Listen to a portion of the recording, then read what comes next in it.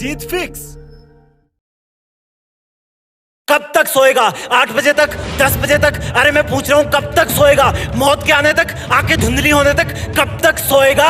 तेरे ख्वाबों के ब्लर होने तक, सांसों को आधा झूलने तक? कब तक सोएगा यार? कब तक सोएगा? देख दुनिया कितनी आगे भाग गई है। जो चांद आधा था वो पूरा हो गया, कितने सूरज उगकर वापस ढल गए, कितने मौसम आए और चले गए, और तू सिर्फ सपने देखने में ही रह गया। काश के तू थोड़ा उनको पूरा करने पर भी ध्यान देता, काश के तू थोड़ा मन लगाकर पढ़ता।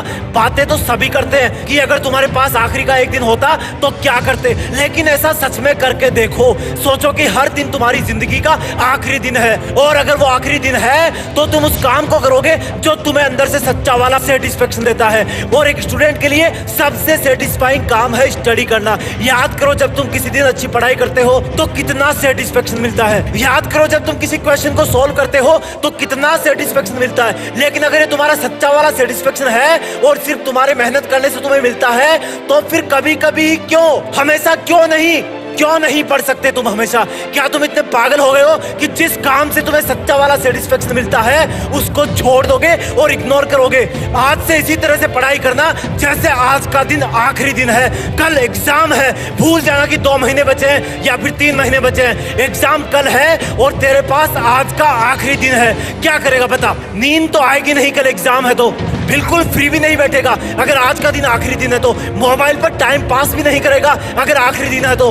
अगर बहुत बड़ा करना है तो अपने अंदर एक आर्टिफिशियल इमरजेंसी क्रिएट करो कि मेरे पास इस काम को करने के लिए सिर्फ आज का दिन है। जरूरी नहीं कि आज के दिन में वो काम पूरा हो जाए, लेकिन आखिरी वक्त तक जिंदगी की परीक्षाओं से लड़ते रहना ही एक वीर योद्धा की निशानी है। एक स्टूडेंट के लिए आखिरी वक्त तक एग्जाम से लड़ते रहना ही उसका धर्म है। लास्ट सेकंड तक सीखते रहना ही उसका धर्म है। चीजों को प्रैक्टिकली समझो, रटो मत, उनको विजुअलाइज करो। किताबें बोरिंग तुम्हें तभी लगती है जब उसको एक निर्जीव वस्तु मान लेते हो।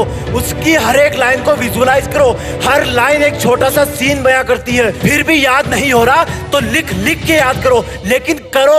ये पढ़ाई की एग्जाम जिंदगी की सबसे छोटी और पहली एग्जाम है, जिसके बाद लाइफ में एग्जामों की लाइन लगी हुई है। हर एग्जाम का लेवल बढ़ता जाएगा और वहां से किसी दिन पीछे देखोगे तो पाओगे कि ये पढ़ाई वाली एग्जाम तो सच में बहुत छोटी सी थी। फील करो जब तुम पास होकर अगली क्लास में चले जाते हो तो पिछली क्लास की पढ़ाई तुम्हें कितनी आसान लगने लग जाती है। यही चीज लाइफ में होती है। पढ़ाई की एग्जाम को क्रॉस कर जाओगे तो ये भी छोटी लगने लगेगी, लेकिन इसके लिए तुम्हें एग्जाम वाला लेवल अच्छे मार्क्स से पार करना होगा। भले ही मेरिट में ना आ पाओ, भले ही फर्स्ट रैंक पर ना आ पाओ, लेकिन अच्छे मार्क्स आएंगे तो फ्यूचर वाली जिंदगी की एग्जामों में कॉन्फिडेंस बहुत रहेगा, क्योंकि तुम्हें पता होगा कि तुम बहुत मेहनत कर सकते हो और हर मुश्किल से लड़ सकते हो।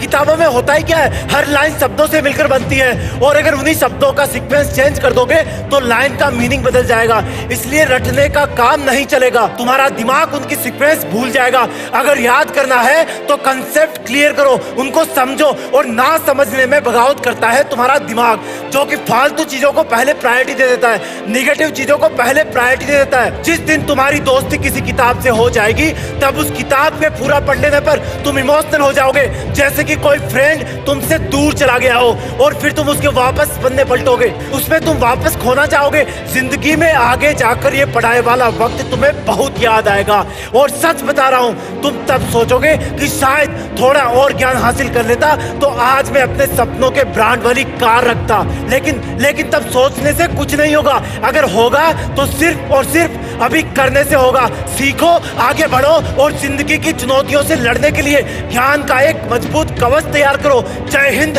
वंदे मातरम।